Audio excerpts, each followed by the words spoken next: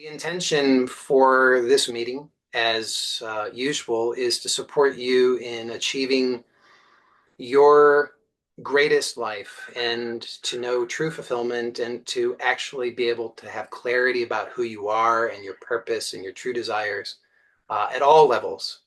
And this is a different message than I think is commonly available in some important ways. So many times there are teachings that are presenting how to achieve what you want in life, materially, for example.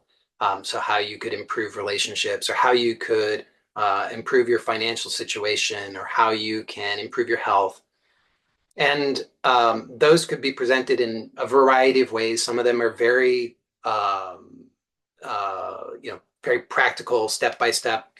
Take these outer steps to achieve the success. Invest in these stocks, or do these exercises, or eat these foods, or those kinds of things. And then it also includes things that are categorized as like law of attraction or law of assumption, and these kinds of things, which are more spiritual in nature. And then what is often missing from those, however, is the basis of actually having self-knowledge, not just achieving things, but actually knowing who you are. And oftentimes that's relegated to the domain of something that's spiritual in a very specific way. And those teachings that are very exclusively focused on spirituality are often, not always, but often they neglect the importance of worldly attainment and material achievement. And in some cases will actually denigrate material achievement. And I've talked about this a lot. And so many times people are presented with these two kinds of paths. They think that there's the material path, and they think there's the spiritual path. And they oftentimes think that the spiritual path is a kind of renunciation of the world, as though the spiritual reality is divorced from the material reality.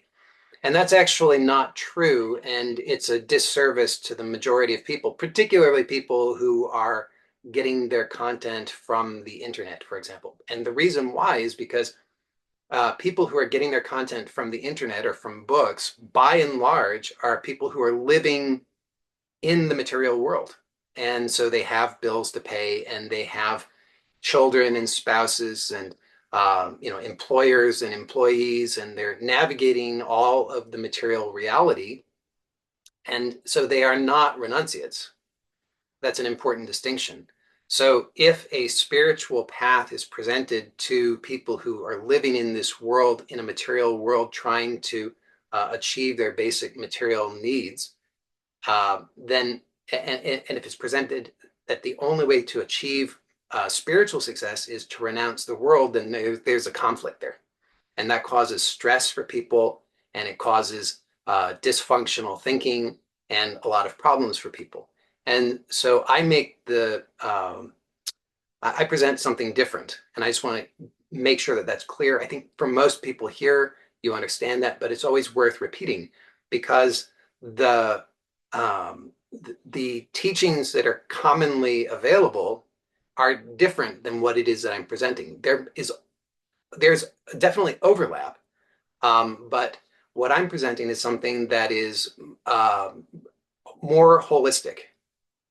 And I view this as very important because, again, if you're living in the material world, which, by the way, you are, then it's really important that you take care of your material needs.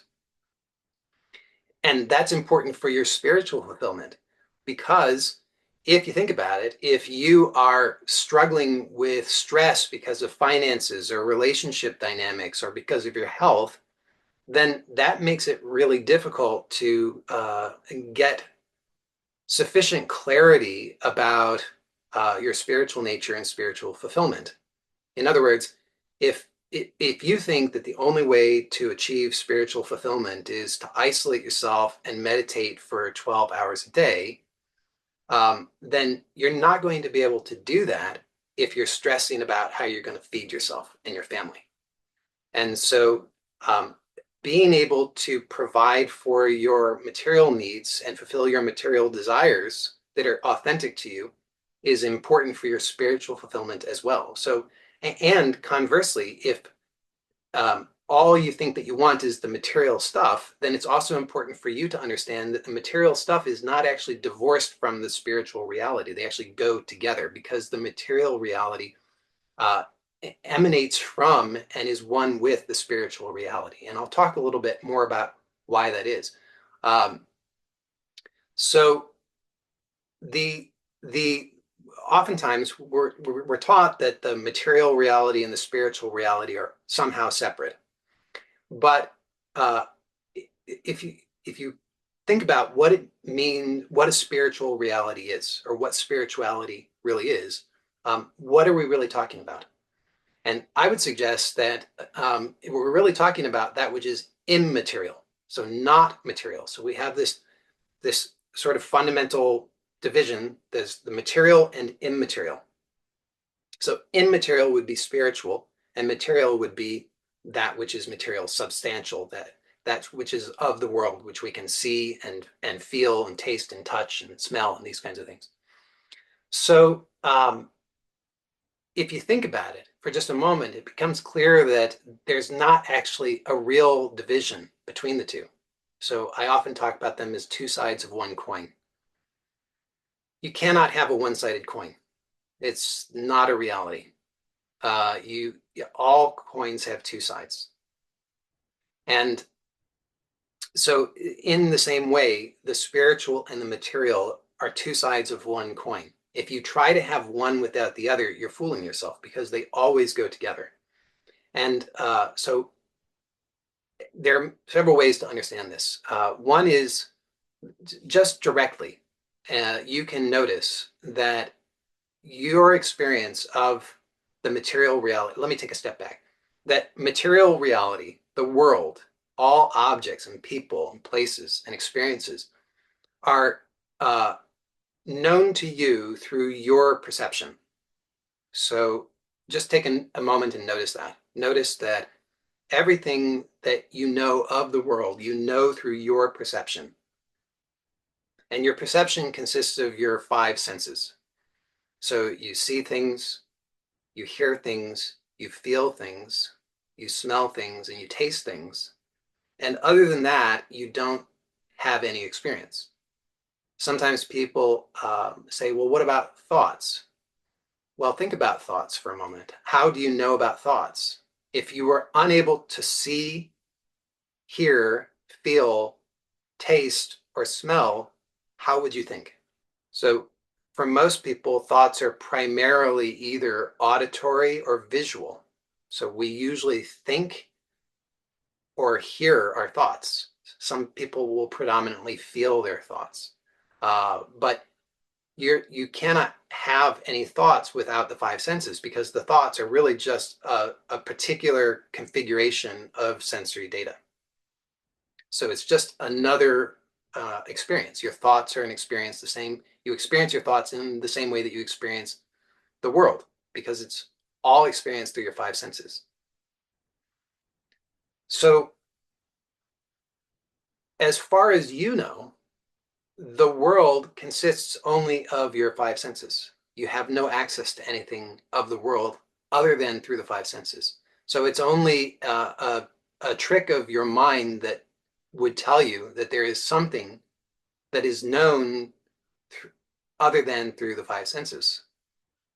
There's just notice that for a moment. So oftentimes we think that we are perceiving things because they exist, right? So if you were to see an apple, hold an apple, taste an apple, you might think that you're able to have that experience or that perception of the apple because the apple exists. So the apple, the idea is that the apple exists already externally and that you are perceiving it. However, in the actual direct experience, it's quite different than that. Notice that you don't know about an apple apart from your perception of it. So more accurately, what your actual experience is that you you are perceiving, and that through that perception, you project the idea of an external apple. Now, what is the nature of the five senses? Do the five senses exist as some kind of material substance? Can you recognize that the senses are emanating from your immaterial spiritual nature? You are actually and fundamentally an immaterial spiritual being, a creative being, and you create through your perception. Now, this does not mean to suggest that there is no material reality. There is, and part of the talk today is to emphasize the importance of it. But it's to say that that material reality is not separate from the immaterial or spiritual reality. They are one and the same. They go together. So the material reality is synonymous with the perception. And the perception emanates from your immaterial spiritual being. Fulfilling your material desires and gaining mastery in your material reality is an important part of your spiritual fulfillment, in no small part because they go together. They're not really something that you can separate.